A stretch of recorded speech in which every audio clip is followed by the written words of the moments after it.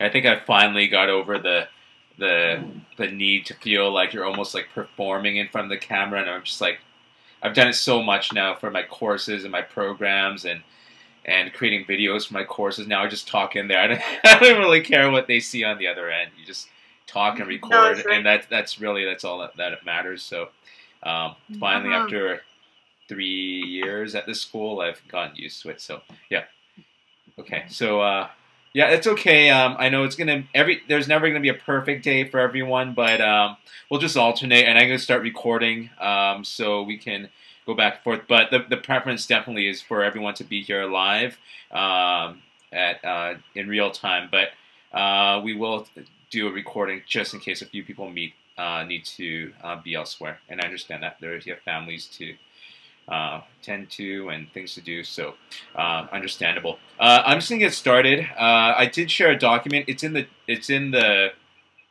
chat there at the very top.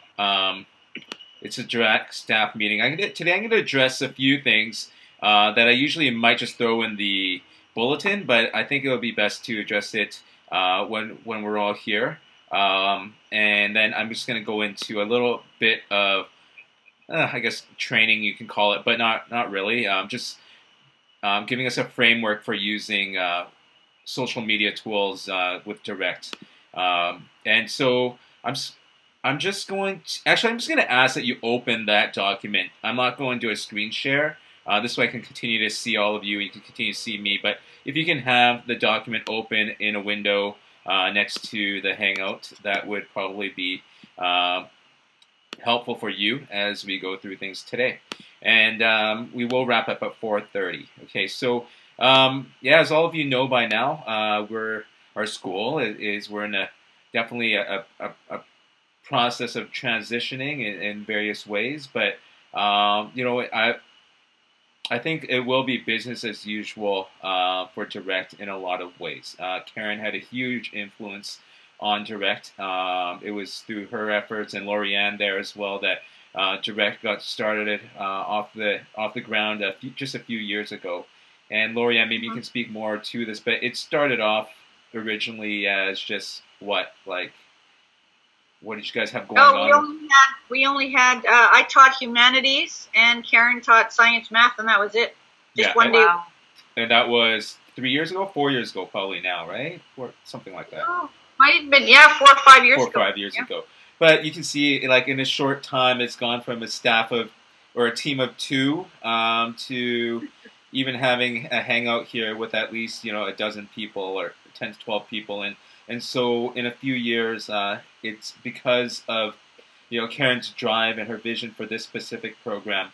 We've established ourselves as one of few blended learning schools, at least independent blended learning schools in British Columbia, and one of the few in the Lower Mainland. I'm not even aware of many others, but I know there are others that exist. But as far as independent, we're one of the few. So you can see that as yeah, that we definitely owe a lot to Karen there, and I think her vision and her vision for the program will continue on. Like she's shaped me in so many ways as far as how I see education. I've been stretched in so many ways there, and so it's going to continue even with her not involved with the school or with our department day to day. So, but I really do believe her vision and her what we call her legacy will continue to live on and through our program. So, yeah, still exciting days ahead for us. Definitely challenging days at times, but I think we're all up for that challenge. So the next thing I want to discuss, and this primarily affects those in the blended program, it is that next week we will have a condensed schedule. Sandra put a lot of time and effort into putting a spreadsheet together of the condensed schedule for next week. This is to allow the students who are in grades 8 through 12 to participate in LOL, or Live on Location, which was formerly known as Grad Week. They have various activities planned for next week in the afternoons. I think it's There's one. I know they're going bowling. They're going to. Is it Trinity or is it SFU this time? I can't remember. And there's Trinity. It's Trinity. Okay. And Sandra, what are the other ones? I just can't remember right now. It's Flyover at yes. the Seawall Walk. Yes. Flyover okay. Canada. Yeah. Yeah. Okay. And bowling, Trinity, and the Othello Tunnels hike. Oh, right. Okay. So if you have any students in grades 8 through 12, we really do want to encourage them to participate in the afternoon activities, even if they're not. In the past, the activities were, or the focus of Grad Week was really much geared towards the online students, but we wanted to build it up as a school-wide opportunity for our students to participate in. So that's why we're moving to a condensed schedule next week. I know for those of you with innovation students, some of you have grades 8 and 9 students, so you might want to encourage them. And some of you who have, do we have any? Yeah, we have some of you who have home students as well. Encourage them to participate in these things. So I think the goal is to build community, and that's something that we're really starting to push towards, is really getting the kids out and even the staff. And with that said, it is a square dance tonight, isn't it? Or was that last night? Last night. That was last night. Okay, did anybody go? Like, how? Nobody? Okay, not a single. Nope. Okay, yeah. Like, it really isn't my thing. Like, I'll go to anything else, but I'm not going to go to a square dance. And it's no offense. Like, it really isn't. I don't wear cowboy boots well. I think. Shocking. Yeah, I know. So, yeah, you just don't want it. It's not a good sight. So, anyways, yeah. So, just community building. That's a point of LOL Week, live on location. And there, Sandra has sent out the schedule, so if you want to just review that for yourself, then it might affect your schedules as well. Moving to point number 3, this is actually quite a big point, and it was one of the last words.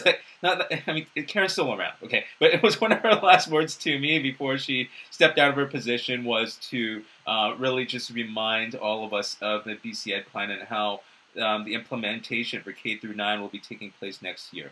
Many of you have been involved with the Innovation Zone pilot project, and this is where we've been already working on implementing the new BC Ed plan with the core competencies and all of that. So the school, we do have a team who's already getting a head start on that.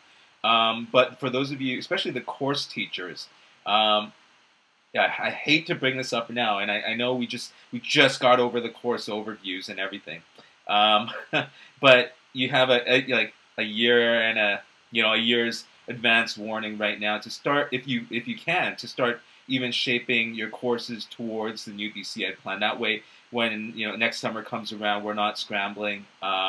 And just look for ways to build in the core competencies and start looking at, how is the curriculum going to change specifically for your grade level and the courses that you're teaching. There probably will be a lot of carryover. There probably will be a lot of just adding on to your course overview. So just keep that in mind. Take a look at it, just so to save yourself some stress and down the road with that. And so next year, it will be optional for the 10 through 12 courses. I know I, for one, will be bringing that in to my course. I think I'll be teaching Science 10 again next year in direct. But and so some of you, if you are at the grad level as far as teaching, you can look at working on getting started with that for your courses. But the following year, in 2017, 2018, there will be a full implementation K through 12. So it very much is something that we need to familiarize ourselves with and familiarize ourselves with it pretty quickly. So you'll hear more and more talk about this in the next within the school in the next few months. And we've been on, with Karen's guidance, we've been on this for quite some time now. But as a school, some of you may have not really addressed it as on the within your classes and your programs yet. So start thinking about it. The meat of today's meeting is to really focus on social media concerns and policies within our face-to-face environment. It's something that I absolutely overlooked. It's something that I was not aware of as far as a lot of the expectations on schools and the requirements for schools. And it was only because it was brought up very recently in one of the courses that I'm taking that I've become more and more aware of.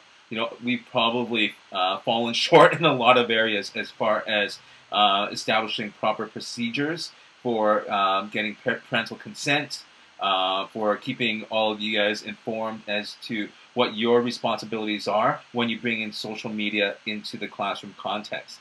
Now, social media, it has a much broader, it's used very broadly and loosely. It's simply the idea of it's anything online where a student can create and share work or content. So if you start to think about, like we typically think of social media as Facebook, Twitter, and those are the big ones. But if we start thinking about it simply as it's a platform for students to create or share work, that starts to include a lot of different things. It starts to include a lot of different sites that you've been using, and so we need to be very careful and deliberate as far as how we choose and how we incorporate social media into the classrooms. Okay, so some of you have been looking here, and it's like, what is FIPPA? Or yeah, it's the Freedom of Information Protection and Privacy Act, and within that, this was established a few years ago now, but it did create quite a few requirements for schools to establish in order to. Am I frozen or am I? No. Okay. I'm just looking at the. Okay, I'm back now. Okay, I'm back. Okay, I was frozen. Okay. It did set up quite a few requirements that schools had to observe, and as a school within our school system, like within TLA, we have established quite a bit there. But I realized that there's probably more that could be done on the direct side of things. So you can read through that. It's definitely not the most exciting read, but we should. It is our responsibility as educators within this province to be familiar with this. Okay, so I'll just leave it there. I'm not going to open that document. You can go in there and read it for yourself. Now, as a school, we do want to develop social media and online literacy in our students. I think it's one of the most important skills that we can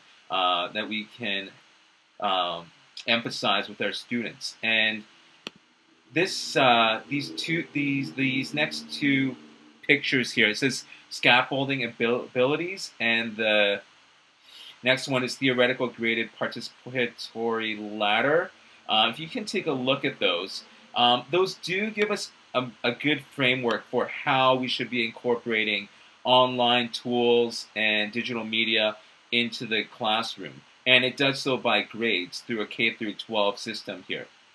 And one thing that I want to, a term that you may or may not be familiar with is walled gardens or fence systems. Walled gardens or fence systems are online tools that are very much controlled, and it limits the access to who's participating in them. So pretty much from K through 12, the tools that we're bringing to the classroom, they really should be walled gardens or fence systems where we're not exposing students necessarily to just getting them tweeting out there to the whole world and creating a public account, and everything that they see can be responded to by others in the public. We need to create these fence systems or walled gardens where our students are operating in. So one of the tools that we've been implementing into Direct recently has been that of FreshGrade. When we talk about FreshGrade initially, I knew it was a great tool. I didn't think of it as social media, but the more and more I think about it, it is social media. It's a walled garden or fence system of social media. It's not open to the public. The student retains ownership of their work, but at the same time, it is social media because the students are creating content, they're sharing it, and it's between parent, student, and teacher. So even within that context, we need to treat something like FreshGrade as social media. And later on, I'll show you a policy that I've written up, taking from bits and pieces here. That I think we'll implement it next year. That all parents need to sign off on it. I know for some of you, we did this quite haphazardly. And some of you just created accounts for your students, and we're like, okay, we're ready to go. Some of you just said, okay, we'll just go ask the parents, and what we need to do is provide them it's not just the consent we need. We need to have informed consent, meaning we need to inform them of a variety of things before they can consent, and so with that, the form that you'll see later on, it's linked in there. It's linked in there. You can see that there's actually a lot of considerations we need to inform parents about before they sign off and say it's okay. So anyways, looking back at the first picture here, the scaffolding abilities, you can see that at the K to 3 to 4 level, we definitely do want to incorporate technology into our programs. But at that stage, this is just a guideline, okay? So maybe it should be that our students are simply observing and identifying good practices, and we're getting to work with some developmentally appropriate internet safety curriculum. I think that's fine. I think we could probably do a little bit more than that, but it's just a good standard to work with. But you can see that there's a gradual increase in the or decrease in the lack of control as we go through the grades there. And by the time they get to grades 11 and 12, their ability to participate in open systems, meaning it is things like Twitter, Facebook, yeah, you name it, that they can participate in an open system, but they've had the training, they've had the literacy built into them to be able to do so in a responsible and a safe way. So that's one framework that I'd like to bring into Direct, and then the next one is the different ways that they can participate in with online and social media tools through the grid. So it's not much different than the one above it, but this is just another reference point that you can use as well. So looking at K-3, the bottom rung of the ladder, participation via teacher or class accounts, so it's controlled and monitored by the teacher, and you can see that, okay? You're starting to develop digital citizenship or digital literacy within them.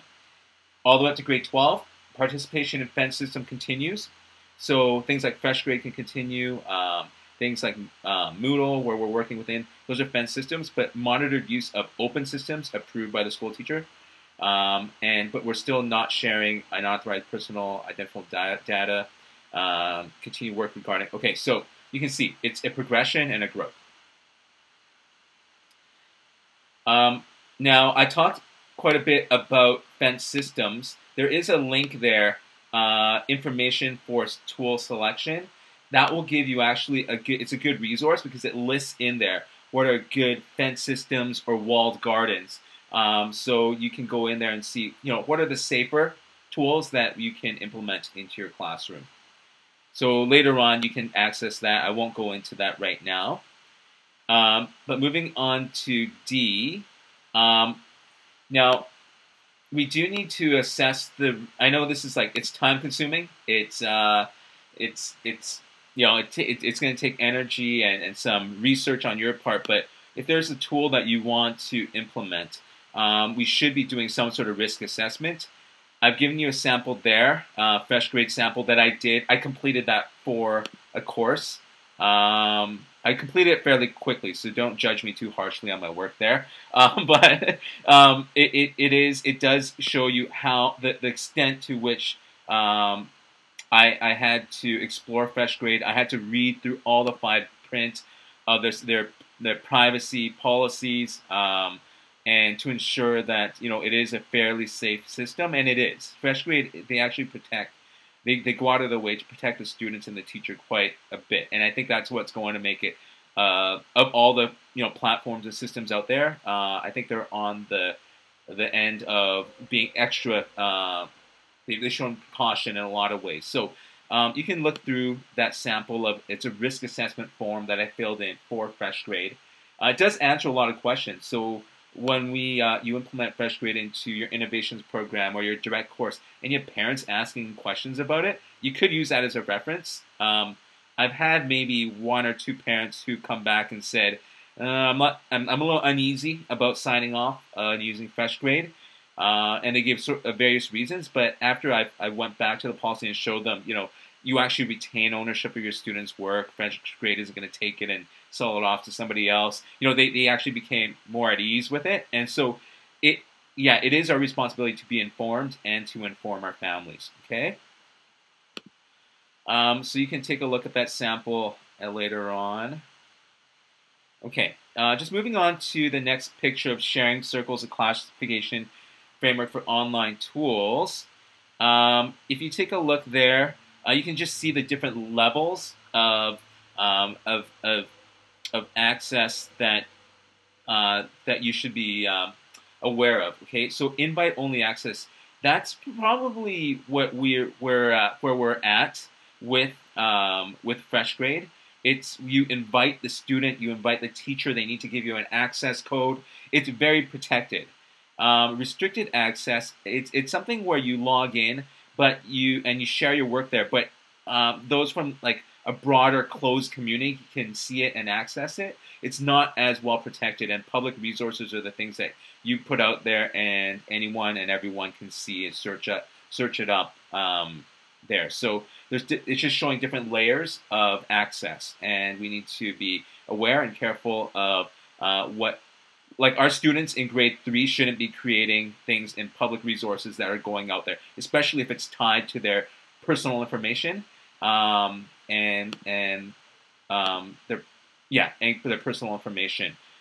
It's the security that we're want to be most protective of. Okay, Brian. Yep. Question. Sure. Question with that. Yep.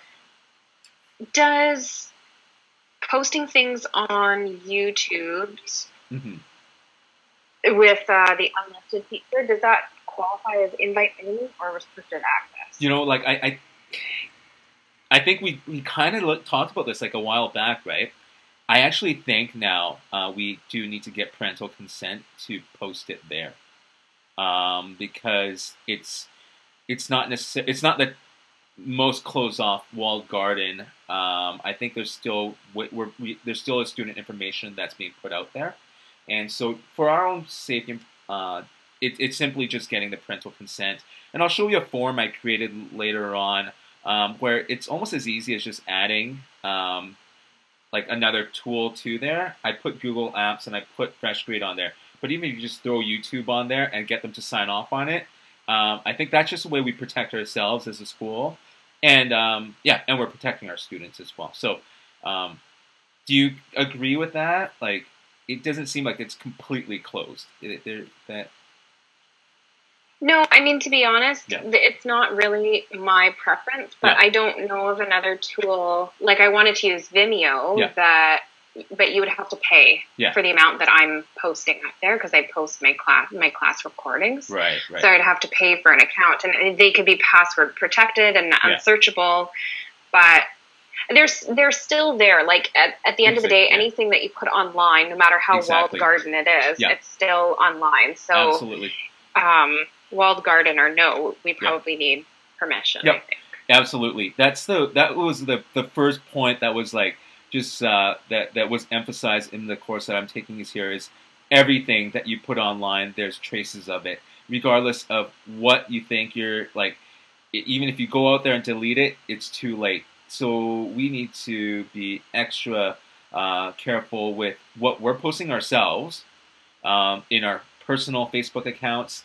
It's all there. You think you delete it, it's already out there, and you can't pull it back. So you're right. Like we need to be. Yeah, please don't post nude, cute photos of your child, and please strongly consider whether or not they should be stored on iCloud. Right. Because that's not. Like, honestly, please be careful of that, because it actually is an actual concern. In Instagram, there really are no privacy settings. Right. So just be aware. Yeah.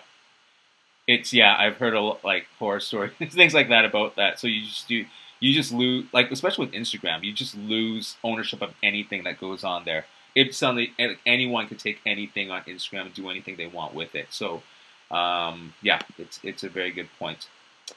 I was reading this article the other day of how there's an individual who's just taking photos of other people, enlarging them from Instagram, and he sells it as his own personal artwork.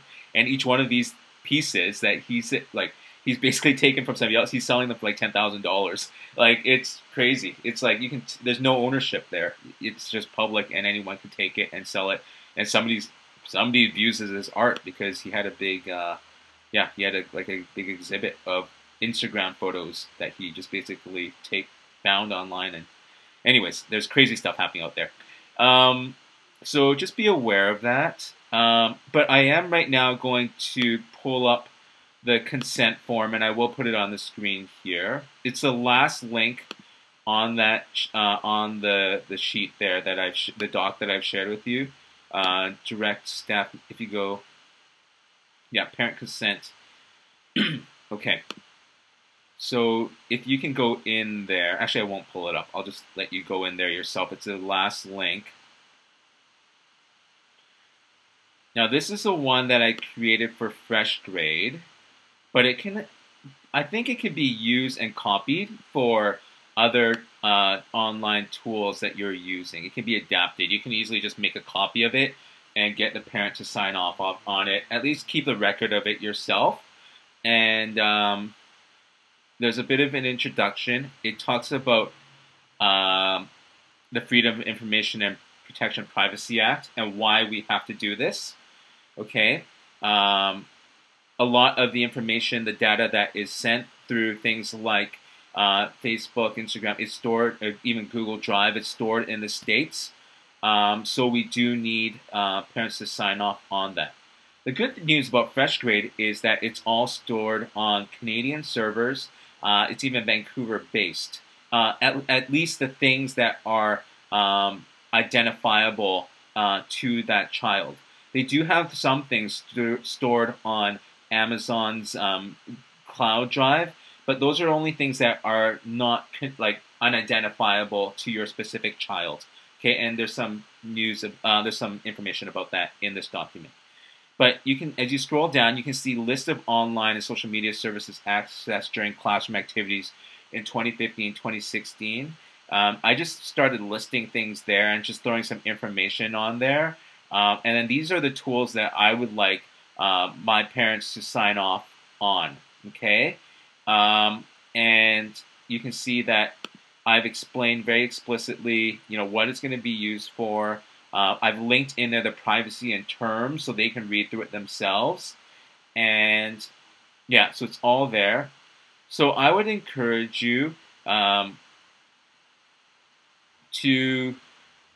I think the rest of the form can apply to everyone. It's just where the tools are located there. You just add your tool in there and you can adapt it for your purposes. And I think my instructor said, okay, this form is perfectly fine. So I think it should be okay to protect ourselves and our students.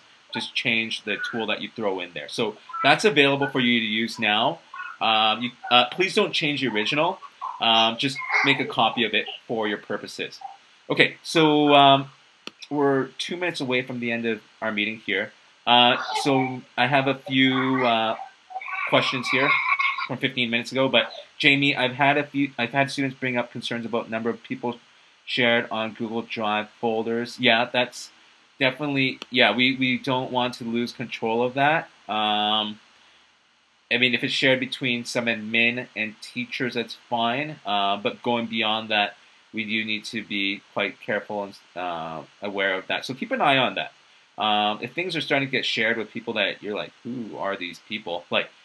Just try to start. We need to start pulling back on that. And that was always a problem, and why we created our management system for documents within the school, because the Google spreadsheets, we just lost track of who had access to things, right? So, and they're starting to get shared, and who knows where Okay, so Google Classroom be considered a fence system. Mary Jo, yes, it would be. Yes, and our parents, I believe, when they sign off into our school, they give consent towards all the Google apps, including Google Classroom, Hangouts, things like that. So we don't need to go out of our way for an extra consent form for things like that. They already sign off on that, give consent coming to the school. But I don't think they do that with fresh. We haven't asked for that with fresh grade. That's why we've had to put out another form for that. Okay.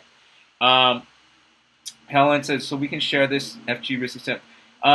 Let me have to Helen's question. Let me have one more look at it. I just want to make sure that all of it is information that's presentable to parents, as far as that's information that they should. There's nothing confidential in there. Let me just have one more look at it, but I think it should be okay. And that's part of the reason I created it, was so that it could be something that if parents had questions about, we could just fall back on that and provide them with a response. It's several admin that students don't know. Okay. Yeah, if for Jamie's, if there's no reason for that admin to have access to it, then maybe just remove that person. Okay. Our G Plus community, yes, G Plus communities are part of that. Yeah. Okay. Thanks. Okay, thanks. I have had someone not agree to using it, so this may help. Yeah. Last point. We cannot enforce, or we cannot force a student to use any sort of social media. As much as we want them all to participate in it, they do not. They're under no obligation to consent.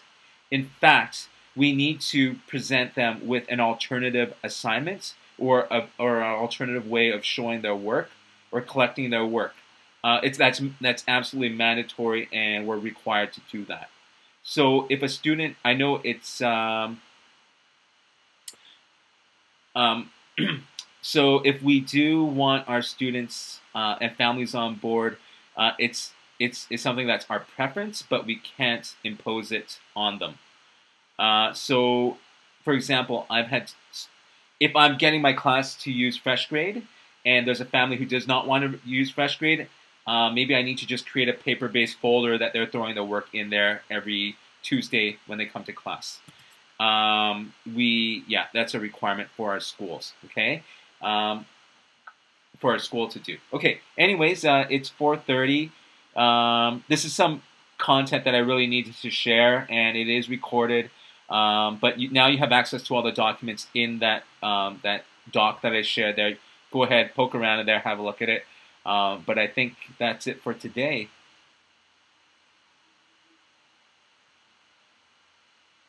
Okay, so I won't take any more of your time. Thanks, guys. We'll see you next month on a different day, but around the same time. Okay? All right. Take care.